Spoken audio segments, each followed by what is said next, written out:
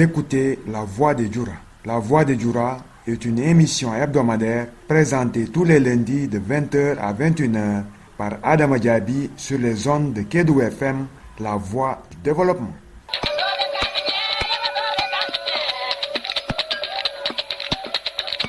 La Voix de Djoura est le fruit d'un partenariat fécond entre la radio communautaire de Kédougou et le projet ARM, Alliance pour une mine responsable.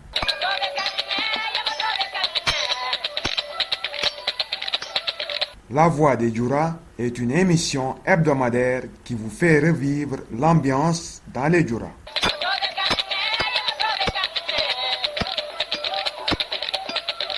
Avec votre émission hebdomadaire La Voix de Djoura, c'est la découverte des réalités de l'exploitation minière traditionnelle.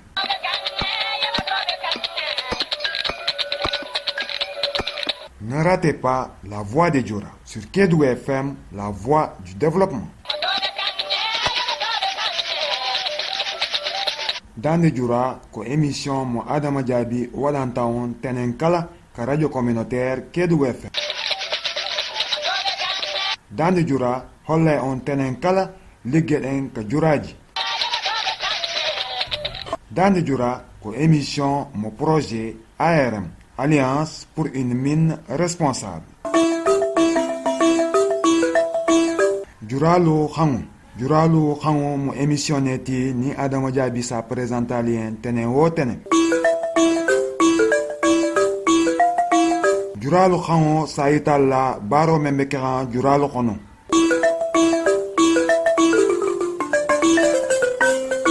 Djouralo Khango mo projet ARM la émissionné l'outil.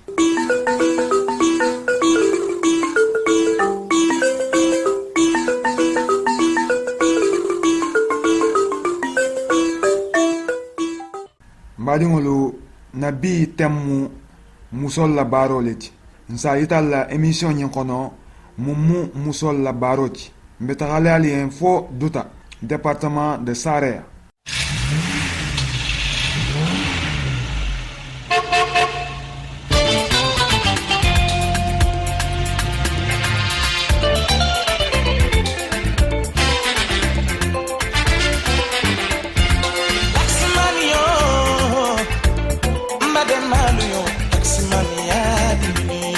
Musibe hande en yada e mon ha e duta département de Saraya me yewtuda e rewbe ben be holla men ko hondu woni ligge mabbe kander juraaji e hondu woni cadele mabbe.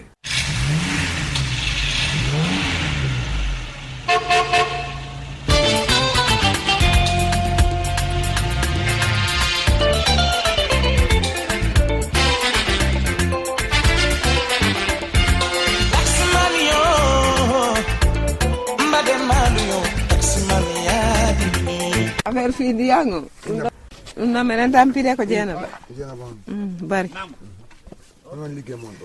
liggey amen ɗen ko simen ari ɓe jippike simen ari de taw min yango fi ndiyan ha kamin jogata toon no woɗɗi min joga nde ɗo min joga tamidi yoni tame ronki min ara noon simin ari koto ɓe jippike ɓe soppi ɓe kunkamen min ara men loota woni likki amen ne kono sonjano toon de Non sonja. sonjam ko affaire ndiyan ɗan e seppugo lewta ko ligge ga ɗum sonjama Hande honno faado pour ligue mo weeta. liggeɗe no weeɓira ko affaire fi ndiyan ɗan kanŋe ɗe nduɗa kadi wona gollede ko mi heeɓi kanŋe on kono min sotta awa affaire joni tigui ɗi garay ko ɗum moma pori min ala yeyde ko ɗum ɗo toni golle amen ɗe. Est-ce que debbo no foti liggade Djoura? fayda tigui tigui ko tampere addata ɗum sina ɗum sonjano toon.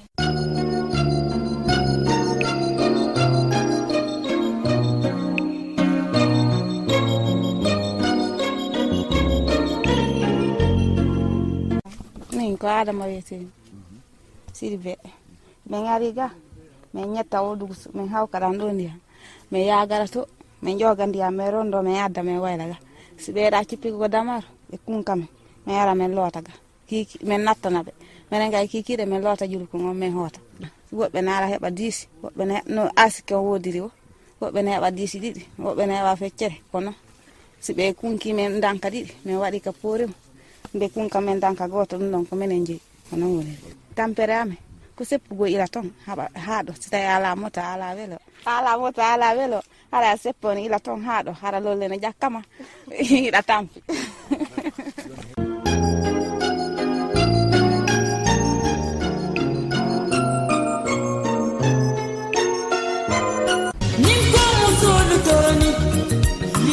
musulu toroni musulu tegenini angula musulu yanna musulu tegena Ethiopia musulu tegena memon na barote jura baro wakato do ni wata midi tumo ni ngasoto diskilin o disifula ni nata fana mbe wole ke lana depensoti pa ke dinding la depensoti hay don abaro sege abunya tan fate ko tola nun la fita seyo kono mais se do bo wo fango lambulu e sende ma wola mama ta kamen fa wole dura fere mo nin sayente nen ka fita lo ke so disikile nentala mbe sotola no ne donde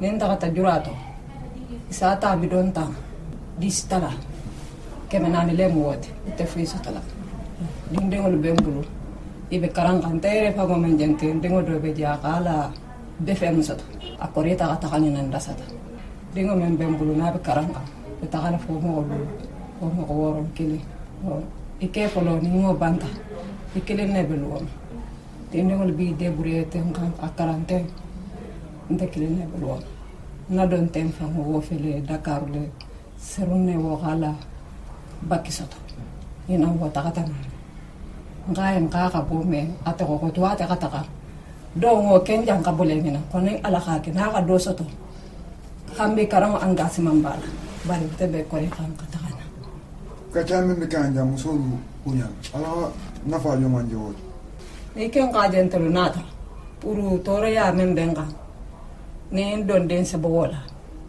pai kelu doni bi ko mbari nyala mate musole mun sama to tigeta na min sanya fendi na sagoma itele be baro bekela ya ga jangam bore kana nani ko min ne identa ka baro ke fon fal no se lafiyan den soto ji ko ben segele halina min jiyo ni ji madama ti fango ko foni rasam bidon binani pompo teje me tabiloke da me bla barajula ora siteje foiteje ni khanja asiti la fano mfano ngado mo mfano kelo debrouiller o debrouiller wo kono ni seyol den tabara la mbafe SND ma pour se do se bonyo nyaagara nyamemma be segele nji kola musulu toroninde Liberia musulu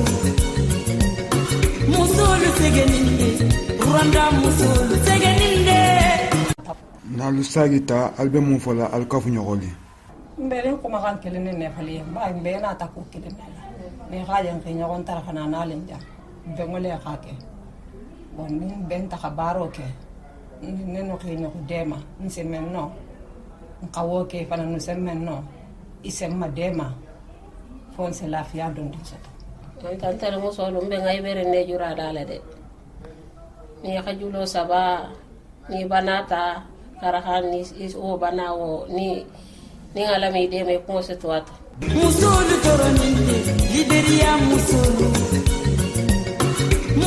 segeninde Rwanda musulu segeninde baro nyimmi alu bali alu kelu topoto la nyama nsenkelu sama baye ibo kelike pa ni nyata la men tabulo asi wo kite idun kabu woko e ka fe beta kala jando fana muso fana idun ga dingo soto ke baye o fi ga wakille wo ka alamuta fu dingo wol khabun na be ke bulabi balilati isa kele wolle to bar ni nyata la bulu idun ka din kilen fofu la sabanane sota isi wo bula nyaade ki beta kala ke kutam pakita potole de ba ala dunganda ole kama nga hala se simbe ma nya dame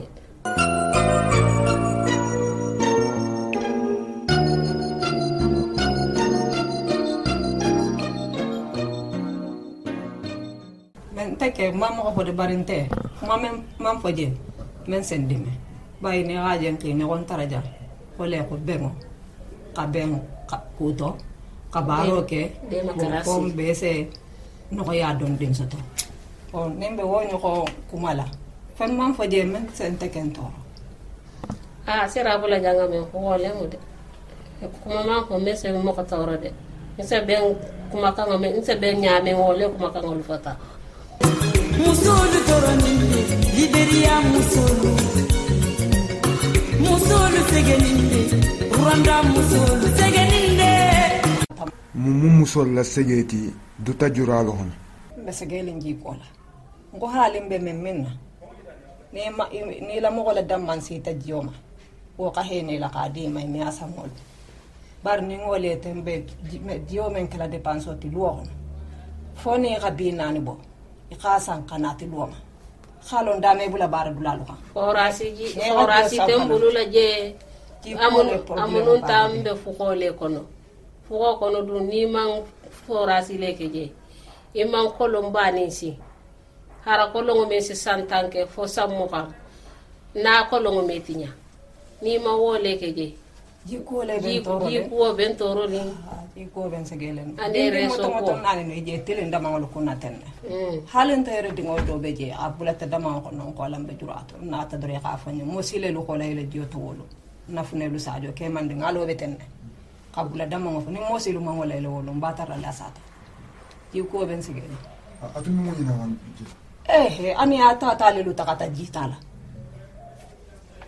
ngai wolu yen ko ni be takala o yo fango nento wata jurato hakilo be be khole bo funene no ni ajigi ta ko kono wolu be miran ko wala atenata kalo dada fe sama fele atenene takabula dama faale mo joto mo sile lo ki bore khana de ndem wala ile wolu depuis jurato ka fango ko ndingo kabula ta dama ko wole ko sonni nata nsafo fulande woni be kilo kana jigi ko kono ni nata to ma woto man ni manji soto nje bina ni kilo men soto hayno mando molike sasa nsi womi kalu kana jige ko kono bola musulu toroninde Liberia musulu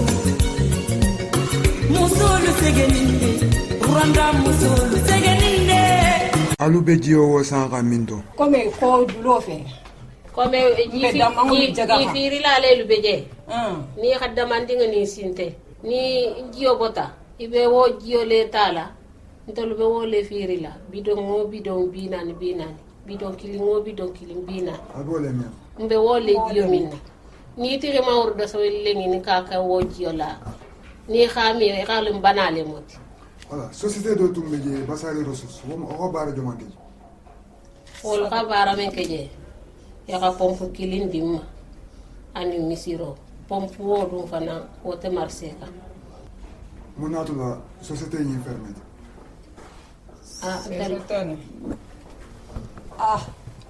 e khafo ko nyamo ko lo men beje khalo Dakar ngoyina lu khasiale nyamo ko men beje wolelu ga man baro e ga ko lu to ko safeje ka kontra dema alwo dolu mandu tan boy wolu bo wori ta don sani isino lota tek procès wo korita khabarake ndalu fangola dugo kono dindingolu mo ko kelenta je men kabaro ko procès la sigi dingolu to mo ko teje men kabara ka belum tam alu dele no betelu sinka wolo ka gele bese ya tubuni kono mala musolu segeni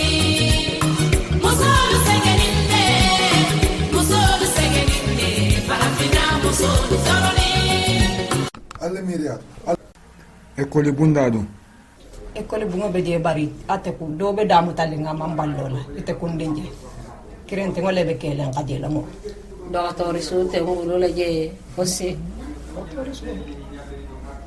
ni ka jangaru soto haramembe barari to jangaro e janni be mobilo soto la hana folo wo ka gele wo ben torori bay dula wo dula docteur so ba ayrobe ni haje bi du tabe farin e sanu baro lew sambaram bubu lew beje sene bugu dale tum mujiti bari je sayin aketa sateleti je khabondu la siyamanti bari dula do luwe kerin forasi fula beje forasi saba beje ito dunu la duta foni pusi te wolo ka daba ndinga ni no sin ni ji membo ta wolo kono ndalo so sa nga unna tabiro kala ke faano no ba daga kanne bari ni ben tan ra dulate ite jisoto nyar kile bo menu je be nga jislande ngoti bon kon khasa ngol bulu ne masu to wato alu dele no be selusi ka wolo ka gele de se yesu ni konema musolu segeni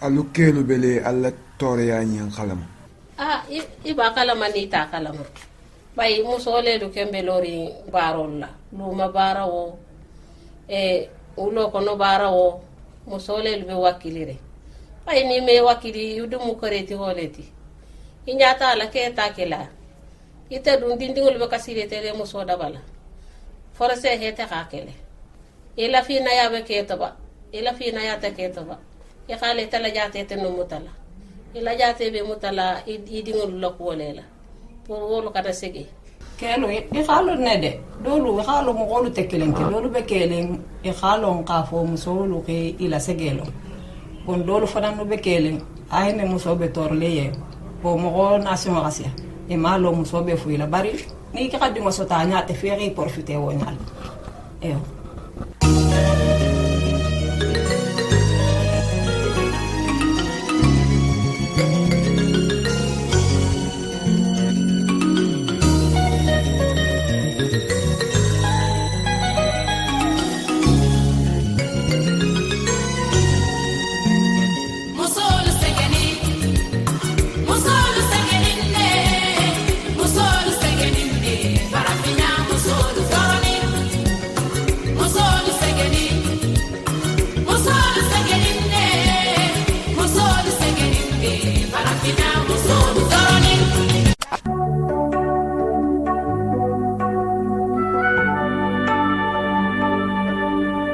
Que font les femmes dans le site de Douta?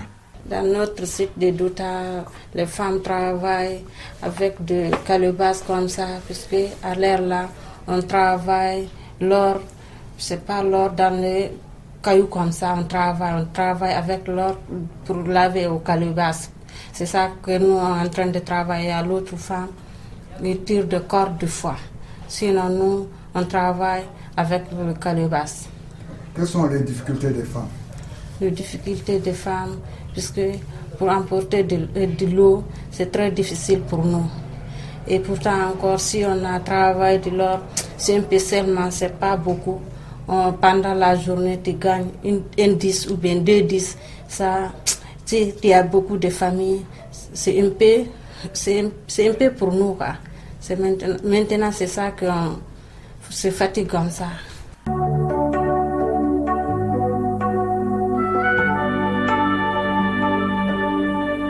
Quel est votre plus grand besoin? À l'heure là, pour nous, ça manque, puisque pas de l'eau, pas d'école, pas de case de santé. À l'heure là, ça nous fatigue comme ça. Parce que s'il n'y a pas de l'eau propre, souvent tu gagnes des maladies dans ça. Et pourtant encore, on n'a pas d'école. Notre enfant n'étudie pas, puisque nous, à l'heure là, on regrette pourquoi on n'a pas étudié. Puisque si les enfants étudient, l'année prochaine, maintenant, nous encore, on va gagner l'importance des fonctions publiques. Notre site, c'est loin, puisque c'est à 7 km. On marche sur le pied. Et pourtant, encore, même s'il y a des motos, pas de bonne route pour aller là-bas.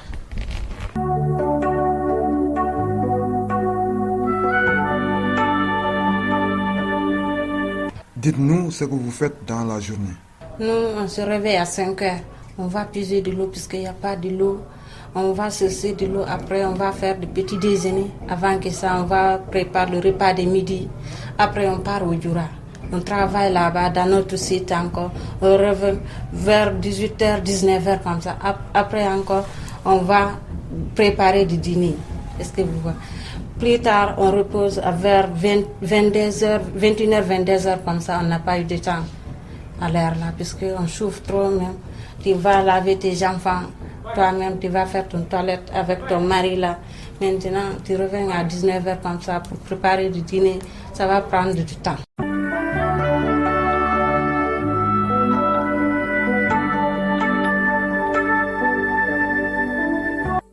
Comment le village de Douta se présente? À l'heure là, notre village s'est mal posé, puisque notre chef de village, d'abord, lui, il n'est pas habitué d'accueillir des gens pour maîtriser les gens, pour avoir des travail comme ça. Là-bas, on a des difficultés. Nous les gens de Douta, à l'heure là, il y a dans notre village, puisque pas de marché, pas de l'eau, pas d'école, pas de case de santé. Pourquoi on n'a pas eu ça? Puisque notre chef de village, il n'est pas bien arrêté pour qu'on va gagner ça. Sinon, il va arrêter pour qu'on gagne ça. Maintenant, notre village, c'est comme ça. C'est un peu... C'est pas bon du tout. Puisque notre village, il n'y a rien là-bas. Comme tu vas présenter devant les gens. Même pas de réseau, rien. Comment on va être là-bas plus clair? C'est un peu gauche pour nous.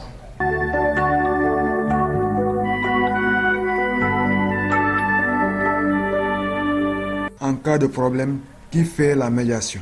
C'est le chef de village. Comment? S'il y a des tombelements là-bas, s'il y a des problèmes, leur propriétaire des problèmes va appeler le tombement. Mais le tombement, si ça ne va pas, on va rentrer directement sur le chef de village. Si ça ne se règle pas? Si ça ne règle pas, il va donner des listes, on va passer aux gendarmeries ou bien au douane.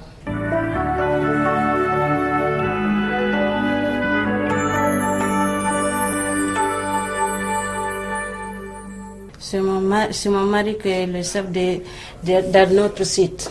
Lui, à l'heure là, il fatigue pour notre site là, puisqu'il aime les gens qui rentrent leur site là, mais les gens ne veulent pas. Puisque les gens disent pas d'important pour rentrer là-bas, lui il aime le travail personnel. Maintenant, à l'heure là, il fatigue avec ça. Il a parlé, maintenant lui il vient, il assiste notre réunion là. Quand il rentre, il appelle les gens pour raconter ça, c'est des problèmes pour regrouper les gens. C'est un peu problème pour lui. Il a fatigué envers notre village.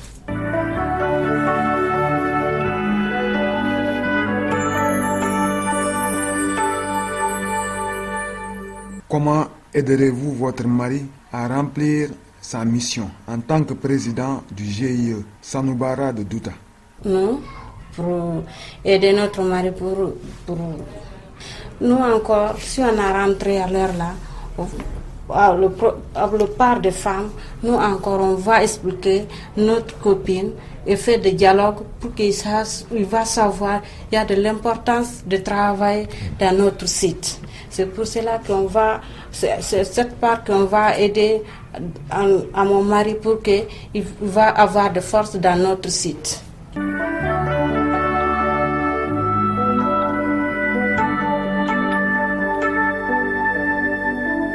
En tant que femme, que voudrez-vous faire pour votre village lorsque vous gagnerez beaucoup d'or? Si on a gagné de l'or, moi, ce qui est dans mon cœur d'abord, je voulais une bonne école pour éduquer notre enfant, puisque là où je suis comme ça, je regrette pourquoi je n'ai pas bien étudié, puisque je vois si tu as étudié ce que je passe. Moi, à l'heure là, quand je gagne de l'or, je vais mettre une bonne école, et case de santé et la mosquée. Moi, c'est ça que je voulais d'abord.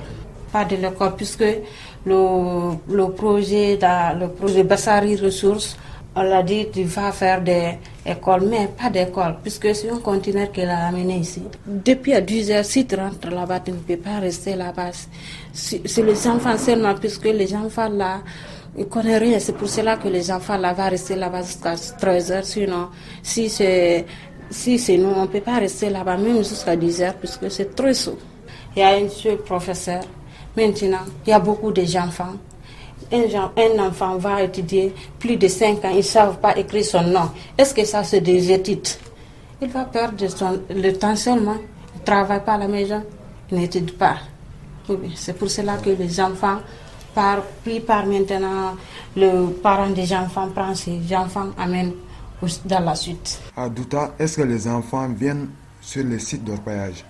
Oui, l'autre enfant va partir dans notre site.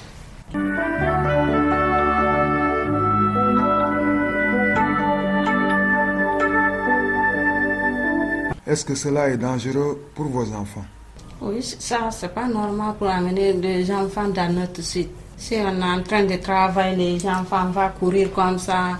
En cas de problème, s'ils tombent dans des couilles comme ça, est-ce que ça, c'est bon pour nous? Ça va créer des problèmes.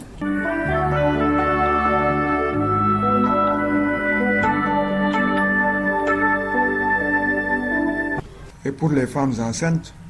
Pour les femmes enceintes, là-bas, il y a des problèmes dans ça.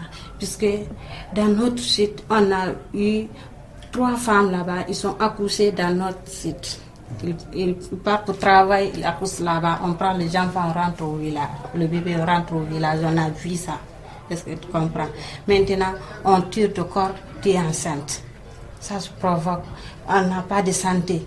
Si tu n'as pas de moyens de venir à Kédougou comme ça, tu ne vas pas partir à l'hôpital. Maintenant, tu tires de corps de travail, tu fais le travail forcé. Maintenant, tu es enceinte. Ils ne savent pas comment le bébé est dans ton ventre. Ils ne savent pas.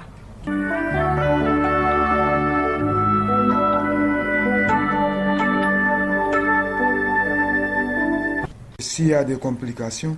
L'autre genre qui fait des médicaments traditionnels, c'est ça seulement qu'ils sont en train de faire. Mais qui savent, il y a des difficultés dans ça. Nous, on permet de prendre une véhicule, venir à Kédougou ici.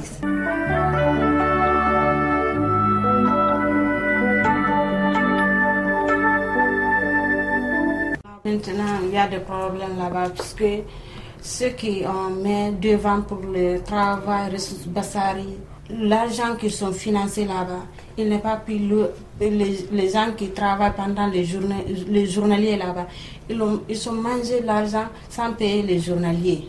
Maintenant, il a créé beaucoup de problèmes là-bas, il a mangé de l'argent sans faire, il a promis le village de Douta, une mosquée, une bonne école et des réseaux.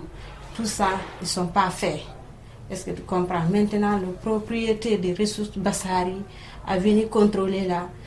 Tout ça, ça ne va pas. C'est pour cela qu'il a arrêté de travailler des ressources Bassari jusqu'à il va aller vers ceux qui sont le devant de. Il a mis de responsabilité des ressources Bassari. Maintenant, s'il a pris s'il a regardé, maintenant qui va travailler là-bas, après il va commencer de travailler des ressources Bassari. Venir à Kédougou ici.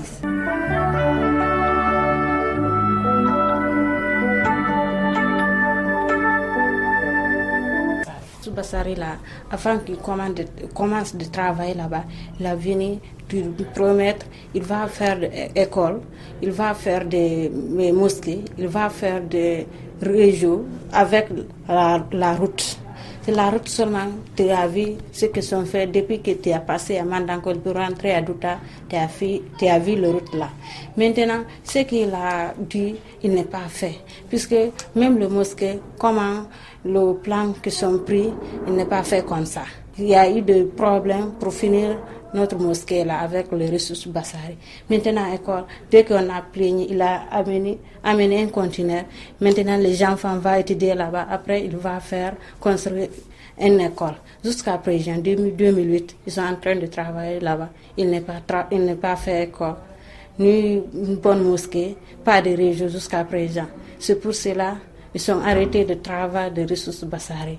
Puisque le propriétaire de ressources Bassari, il a amené de l'argent.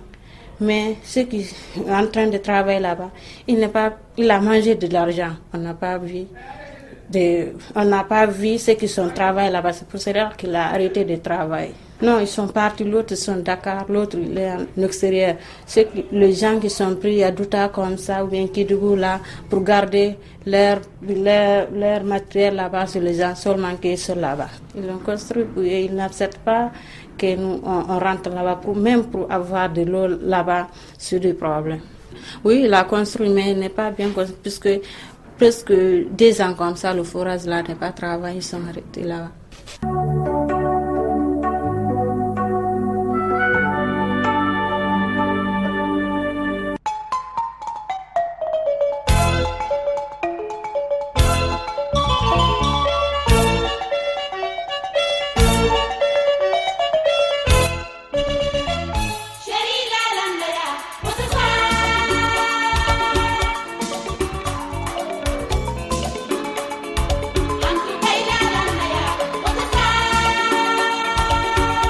mbadiŋolu algamele duta musolu xa meŋ fo kila sege folo mu menti wole mu jikuwo ti a ko i be sano meŋ baara haŋ niŋ xa dondin soto i se fere ke hila haajolu la kuntu wo godo la ko juralu be jaŋ meŋ na a xa jaŋ ne saate la luŋoluŋ i se kilo 6 wula taxama i taxatumu i naatumo fana i se kilo 6 wula taxama ko i diŋolu la haajo kiitelelu be wo jaara haŋ i keelu bi deburiye haŋ dondin ne ko hanni la baaro ñiŋ ŋa gole wo mee bale i keelu toppatola ñaama ko basari ressource tunga forage men dima ko panetale asi sanji fula bo sañi ki hammumu menti bi ha écolo do lo ila sate xono anin case de santé anin misiro ini satale bi bayi telu mankaran iko ki be ferekelle hi mobiliser ha musolu sensibiliser kila londo ma kafu surtout musu xonamalu ki xana taxa jural to ha baro ke je wonin dinningol ko musu jama wulutale jural xon ko wodunte ku beteti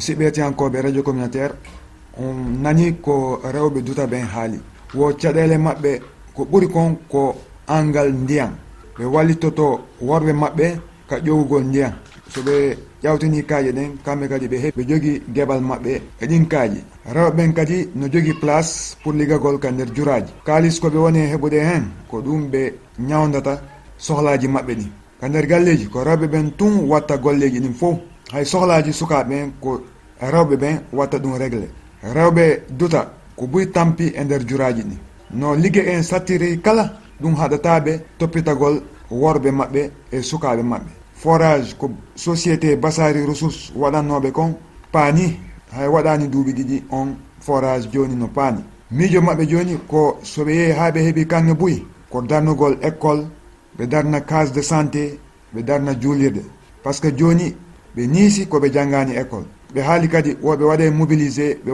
waɗa sensibilisé rewɓe surtout rewɓe sowiɓe ɓen haɗa ɓe yahani liggagol ka nder juraji par ce que ɓe meeɗide rewɓe tato jibini ka nder juraji toon ɓe waɗi obligé ɓe rondi ɓen rewɓe ɓe addi ɓe ha duta so complication waɗi ko ha Kédougou ɓe addata ɓen rewɓe ɓe jogi kadi caɗele pour heɓugol otoji wawde iwoyde duta ara Kédougou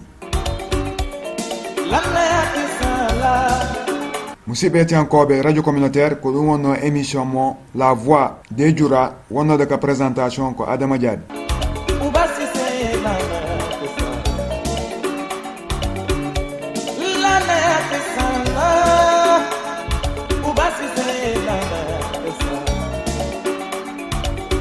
mbaɗigol ñine tumalla émission ti la voix des jura min tume présentation na wolemu Adama Diaby ti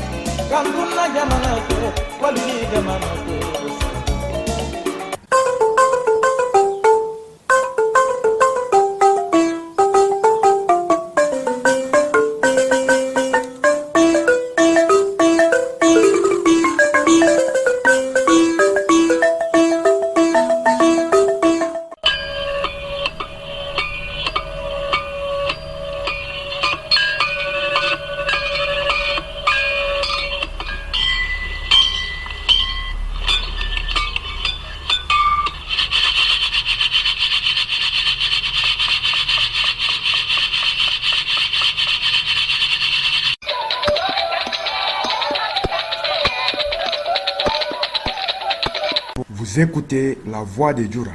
La Voix de Djoura est une émission hebdomadaire présentée tous les lundis de 20h à 21h par Adama Diaby sur les ondes de Kédougou FM, La Voix du Développement.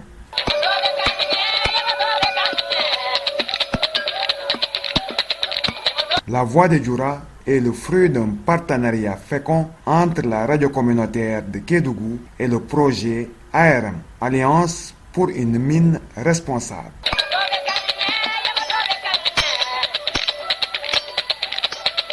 La Voix de Djoura est une émission hebdomadaire qui vous fait revivre l'ambiance dans les Djoura.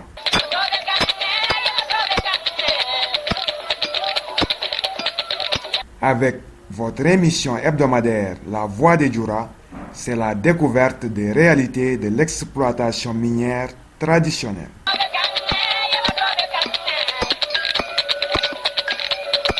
Ne ratez pas La Voix de Djoura sur Kédougou FM, La Voix du Développement.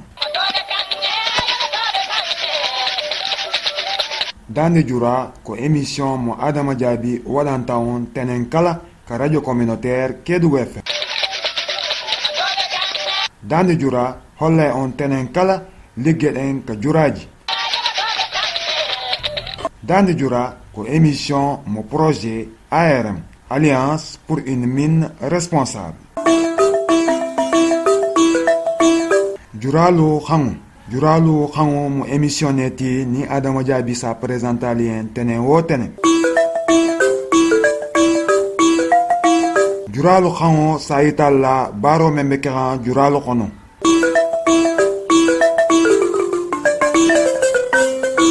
Djouralo Khango mo projet ARM la émissionné l'outil.